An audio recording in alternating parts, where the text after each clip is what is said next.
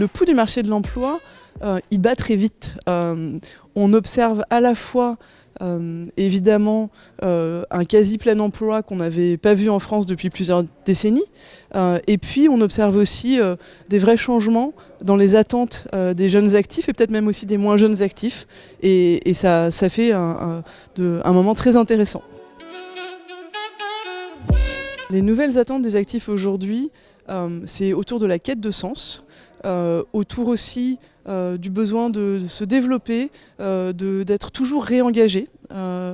On n'est plus dans une dynamique où on prend un emploi et on le garde jusqu'à ce que la retraite arrive. On est dans une logique de moment plus bref avec beaucoup plus de mobilité. Et les jeunes actifs particulièrement, mais même les actifs un peu plus seniors, un peu plus expérimentés, n'hésitent pas à changer d'entreprise si l'entreprise n'est pas en capacité de les réengager, de les réenchanter.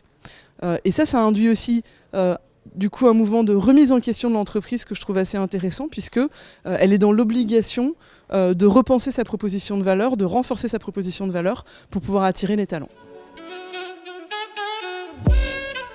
La semaine compressée, c'est potentiellement une nouvelle frontière de l'organisation du travail. Elle présente cet avantage-là de s'adresser à plus d'emplois, plus de catégories d'emplois, y compris des jobs qui ne seraient pas télétravaillables mais qui sont compressibles.